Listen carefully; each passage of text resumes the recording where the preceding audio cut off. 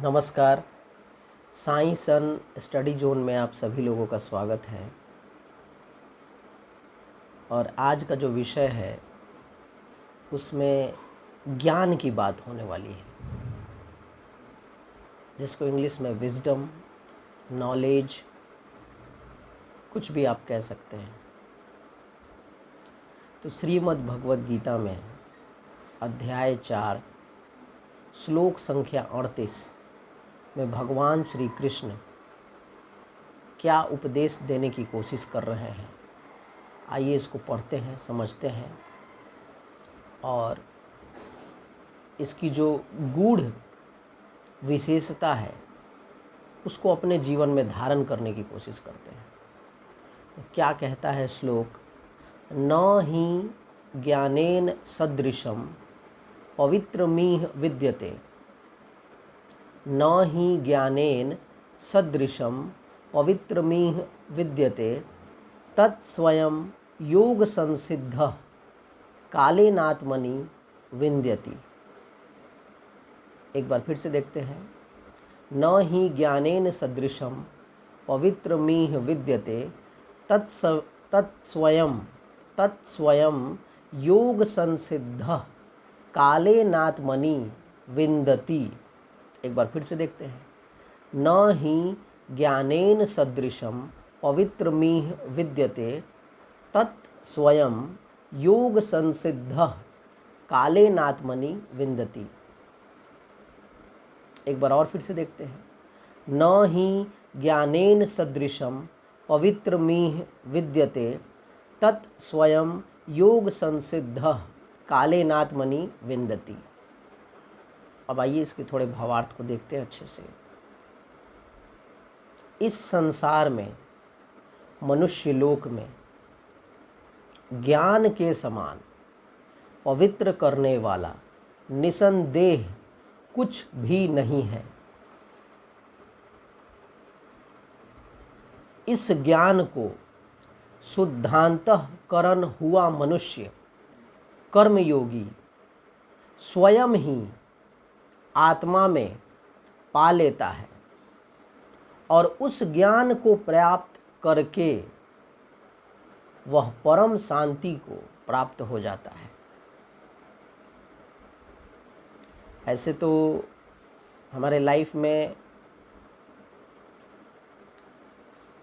Education को छोड़ के, नॉलेज को छोड़ के बाकी जो वस्तुएं हैं वो हमारे लिए ज़्यादा इम्पॉर्टेंट होती है। ऐसा देखने को मिलता है, आप भी रियलाइज़ करते होंगे, एक्सपीरियंस करते होंगे। लेकिन जिस व्यक्ति का ध्यान, दिमाग, आकर्षण ज्ञान के ऊपर होता है, विद्या के ऊपर होता है, बुद्धि के ऊपर होता है, उससे महान शायद ही कोई इस धरती पर मौजूद है। एक दिन मेरी बेटी ने मुझसे सवाल पूछा कि इस संसार में सबसे कीमती और मूल्यवान चीज़ क्या है। तो ये सवाल तो बड़ा सिंपल भी हो सकता है और कभी कभी बहुत इस पर विचार करके इसका जवाब देना पड़ता है। तो थोड़ी देर के लिए मैं सोच में पड़ गया। फिर दिमाग में ये ख्याल आया कि इस सवाल का जवाब उससे ही सुना जाए जिसने ये प्रश्न किया है। तो उसने बताया कि इस सवाल का जवाब ज्ञान है, नॉलेज है। जबकि उसने भगवद गीता नहीं पढ़ी है, न उसने गीता पढ़ा है, लेकिन उसको इस बात का ज्ञान है कि इस संसार में ज्ञान के समान पवित्र करने वाला निसंदेह कुछ भी नहीं है। अब रहा बात की ज्ञान की प्राप्ति जो है हमें शिक्षकों से होती है, परिवार के जो एल्डर्स होते हैं उससे होती है, किताब के माध्यम से होती है। बहुत सारे ऐसे सोर्सेज हैं जिसके ज़रिए हम अपना नॉलेज को बढ़ाते हैं। और एक सबसे अच्छी बात यह है कि ज्ञानियों के संगति में आप बैठिए, उनकी कंपनी में ज्वाइन हो जाइए, ऑटोमेटिकली आपके अंदर अच्छी अच्छी बातें, ज्ञान भरने लगेगा। तो ऐसे तो नॉलेज को, एडुकेशन को, विद्या को डिफ़ाइन करना बहुत ही डिफ़िकल्ट काम है। लेकिन थोड़ी सी व्याख्या मैं करने जा रहा हूँ, क्या है ज्ञान। ऐसे तो ज्ञान को परिभाषित करना बहुत मुश्किल काम है, लेकिन जो रिसोर्सेज आपके पास है उसका अगर आप प्रॉपर वे में यूटिलाइजेशन करते हैं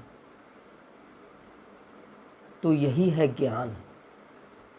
जो कुछ आपके पास है, जिसको आप मेहनत के साथ अर्जित करते हैं, मेहनत, ईमानदारी, समझदारी, बुद्धिमानी के साथ आप उसको अर्न करते हो, उसका सही जगह पर यूटिलाइजेशन करना ज्ञान का परिचय है। आज मेरी एक स्टूडेंट ने मुझसे एक सवाल किया कि सर जी, आप साइकिल से क्यों आते हैं, आप बाइक क्यों नहीं खरीद लेते हैं, आपको बाइक से आना चाहिए। तो मैंने उसको एक्सप्लेन किया कि साइकिल चलाना वातावरण के लिए, इन्वायरमेंट के लिए बहुत ही अच्छा है, इको फ्रेंडली है। साइकिल चलाने से फिज़िकल एक्सरसाइज भी होती है, साइकिल में मेंटेनेंस कम है, साइकिल में फ्यूल डालना नहीं पड़ता है। हमारा देश भारतवर्ष इतना संपन्न नहीं है कि हमारे यहाँ फ्यूल पर्याप्त मात्रा में पाया जाए। फ्यूल को खरीदने के लिए अच्छी खासी रकम का भुगतान करना पड़ता है। महंगा फ्यूल है, जिसके कारण देश में महंगाई बढ़ती चली जा रही है। और सबसे ज़रूरी बात यह है कि जितना डिस्टेंस मैं कवर करता हूँ या ट्रैवल करता हूँ, उसके लिए साइकिल सफिशिएंट है। कोई ज़रूरत नहीं है शो ऑफ करने का। अब मेरे एक रिलेटिव हैं, तो वो एक दिन आए और बता रहे थे ऐसा कि उनका लड़का है तो साइकिल चलाने से उसका इंसल्ट हो जाएगा, मतलब उसकी बेइज्जती हो जाएगी, तो इसलिए उसको बाइक ख़रीद के देना पड़ा। जब वो कॉलेज जाना शुरू किया तो पिताजी ने अपने बच्चे से कहा कि जो है साइकिल से चले जाओ, साइकिल ख़रीद देता हूँ। तो उसने बताया कि नहीं, मेरे दोस्तों के बीच में मेरी बेइज्जती हो जाएगी।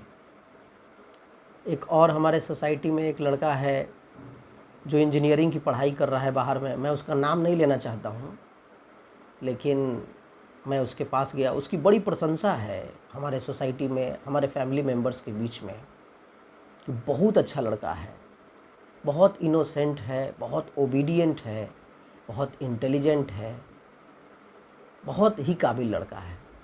तो मैं उसके पास गया उसकी काबिलियत को देखने के लिए। तो रॉयल लाइफ वो स्पेंड कर रहा है स्टूडेंट लाइफ में, और कॉलेज जाने के लिए एक फ़र्स्ट क्लास का स्कूटी रखा है। तो मैंने उसको बोला कि आप क्यों नहीं एक साइकिल ले लेते हैं, और साइकिल से आएंगे जाएंगे तो आपका खर्च कुछ सेव हो जाएगा। तो बोला कि इंजीनियरिंग कॉलेज में जाते हैं, साइकिल से जाएंगे, क्या मेरा प्रेस्टीज रहेगा, मेरा रेपुटेशन क्या रहेगा, मेरे जो फ्रेंड्स हैं, टीचर्स हैं, कलीग्स हैं, क्लासमेट्स हैं, सब मजाक उड़ाएंगे कि इंजीनियरिंग पढ़ने आए हैं, साइकिल से आ रहे हैं। तो ये है हमारे देश की युवा पीढ़ी की सोच। ज्ञान हमें यह सिखाता है कि जो संसाधन हमारे पास है उसका सही जगह पर इस्तेमाल हो, न कि उसको फिजूल खर्ची के जैसा उड़ाया जाए, बर्बाद किया जाए। पढ़ने के लिए जो रिसोर्सेज चाहिए वो ज़रूरी है, कॉलेज इंस्टीट्यूट ज़रूरी है, लेकिन साइकिल चलाने से बेइज्जती हो जाती है, इंसल्ट हो जाता है, ऐसा तो मुझे किसी भी एंगल से ये ठीक नहीं लग रहा है स्टेटमेंट। लेकिन फिर भी जो यूथ्स हैं, हो सकता है उनकी ये सोच हो। भारतवर्ष एक गरीब देश है आज भी और पहले से भी। अब गरीबी की कई कारणें हैं, भ्रष्टाचार है, शिक्षा में कमी है, जनसंख्या विस्फोट है, जनसंख्या विस्फोट, धन का वितरण, जाति व्यवस्था, लोगों की मानसिकता, और सबसे इम्पोर्टेंट है कुप्रबंधन। आज देश क्राइसिस में गुजर रहा है। लेकिन कुछ लोगों के लिए क्राइसिस है तो कुछ लोगों के लिए एंजॉयमेंट बना हुआ है। शादी हो, कोई फंक्शन हो, लग ही नहीं रहा है कि क्राइसिस है। पूरी तरह से वेस्ट किए जा रहे हैं पैसे को। हमारे यहाँ शादी है तो शादी में बिना मतलब के ही बहुत सारे रुपए खर्च कर दिए जाते हैं। भारतवर्ष एक ऐसा देश है जहाँ पर शो ऑफ में बहुत सारे दिखावेबाजी में सिर्फ पैसे बर्बाद किए जाते हैं। बड़े बड़े देश विदेश जो भारत को छोड़कर विकास की राह पर हैं, विकसित हो चले हैं, कहीं ना कहीं उनको रिसोर्स मैनेजमेंट का जो मास्टरपीस आइडिया है ये मालूम है, तभी वो आज डेवलपमेंट की राह पर आगे निकल पड़े हैं। आपके पास धन है, आपके पास संपत्ति है, आपके पास 4 व्हीलर है, 2 व्हीलर है, अच्छी बात है। लेकिन आपको पान खाने का मन कर दिया तो भी आप 4 व्हीलर से निकल गए, ये कौन सा बात हो गया। आप ऑफिस जाते हैं, घर से ऑफिस की दूरी मोर देन 20 किलोमीटर है, ठीक है, आप 2 व्हीलर का इस्तेमाल करें, 4 व्हीलर का इस्तेमाल करें, लेकिन आपको हर बात में बाइक चलाना है, हर बात में 4 व्हीलर का यूज़ करना है, ये कौन सी बुद्धिमानी है। ये बात सच है कि आज आपके पास संसाधन है, लेकिन इस बात की क्या गारंटी है कि हमेशा उतने ही संसाधन आपके पास मौजूद रहेंगे। अगर आप सेविंग नहीं करेंगे, अगर आप रिसोर्स मैनेजमेंट को नहीं समझेंगे, संसाधन का सही इस्तेमाल नहीं करेंगे, अगर आप उसकी फिजूल खर्ची से नहीं बचेंगे, तो एक दिन ऐसा भी आएगा कि आपको किसी के आगे हाथ फैलाना पड़ सकता है। प्रतिष्ठा तब जाती है जब आप किसी की प्रतिष्ठा को लेते हैं। प्रतिष्ठा तब जाती है जब आप कोई बुरा काम करते हैं। प्रतिष्ठा तब जाती है जब आप झूठ बोलते हैं, बेईमानी करते हैं, किसी को नुकसान पहुंचाते हैं।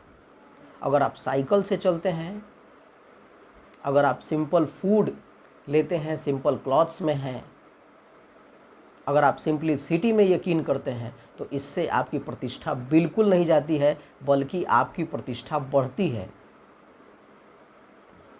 अब रही बात कि लोग क्या सोचते हैं, इस बात को ध्यान में रखकर